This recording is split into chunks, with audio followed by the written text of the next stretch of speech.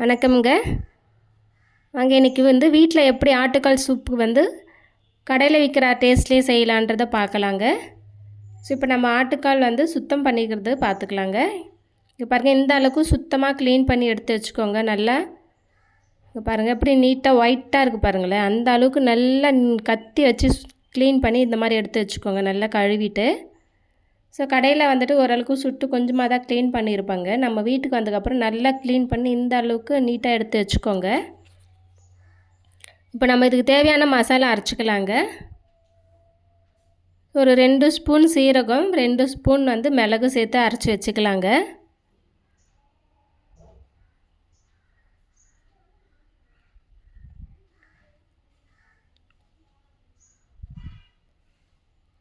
இங்கே பாருங்கள், ரொம்ப பவுடராக அரைக்கணும்னு இல்லை, குறைன்னு இந்த மாதிரி அரைச்சி வச்சுக்கோங்க. பாருங்கள் எப்படி இருக்குன்ட்டு. ஸோ இப்போ இது வேறு எடுத்து தனியாக வச்சுக்கலாங்க. இது கூடவே சின்ன வெங்காயம், ஒரு தக்காளி, பூண்டு, இஞ்சி, இது கூட கருவேப்பிலை கொஞ்சம் சேர்த்து அரைச்சிக்கலாங்க. ஸோ இந்த பேஸ்ட் ரொம்ப பேஸ்ட்டாக அரைக்கணுங்க, குறைன்னு அரைக்கக்கூடாது. ஸோ இப்போ நம்ம ஆட்டுக்கால் அடுப்பில் தான் செய்ய போகிறோம். இங்கே பாருங்கள், தண்ணி ஊற்றி ஆல்ரெடி வச்சாச்சு. ஸோ அதிலே நம்ம அரைச்ச விழுது இருக்கு இல்லையா, வெங்காயம், தக்காளி இது எல்லாமே சேர்த்து நல்லா கொதிக்க வச்சிடலாங்க.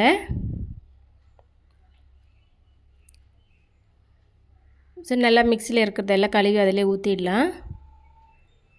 இப்போ இது கூட மஞ்சத்தூள், மிளகாத்தூள் எல்லாம் சேர்த்துக்கலாம்.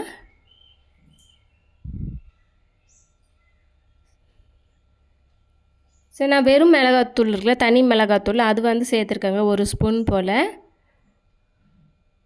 2 பச்சை மிளகாய் கீறிட்டு சேர்த்துக்கோங்க.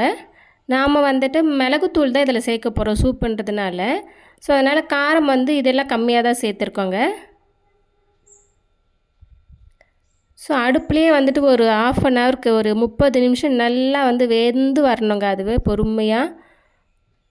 இப்போ குக்கரில் வைக்கிறீங்க அப்படின்னா ஒரு 5-6 விசில் கொஞ்சம் ஃப்ளேம் கம்மி பண்ணிவிட்டு சிம்மில் வச்சுட்டு அந்த மாதிரி ஒரு 5-6 விசில் எடுத்தீங்க அப்படின்னா ரொம்ப நல்லா வரும். ஸோ இப்போ நான் ஆல்ரெடி அதில் மிளகுத்தூள் சேர்த்துட்டேன், வீடியோவில் காட்டலைங்க உங்களுக்கு. ஸோ அதனால் இப்போ நான் கம்மியாக தான் சேர்த்துருக்கேன். இப்போ கொத்தமல்லி, கருவேப்பிலை எல்லாமே சேர்த்துட்டேங்க. சேர்த்துட்டு நம்ம சால்ட்டு, காரம் எல்லாம் ஒரு டைம் செக் பண்ணிக்கோங்க. செக் பண்ணிவிட்டு வேணும்னா எப்போவுமே சேர்த்துக்கோங்க. அது கூடவே சேர்ந்து வெந்தால் தான் நல்லா வரும். ஸோ இப்போ ரெடி ஆகிடுச்சுங்க.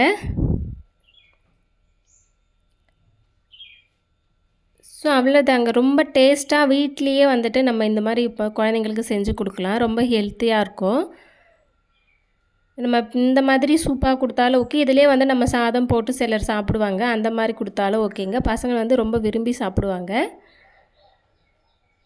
ஸோ நம்ம கடையில் எந்த அளவுக்கு க்ளீன் பண்ணுறாங்கன்னு நமக்கு தெரியாது. அதனால் வீட்லேயே நம்ம இந்த மாதிரி அடிக்கடிக்கு செஞ்சு கொடுங்க.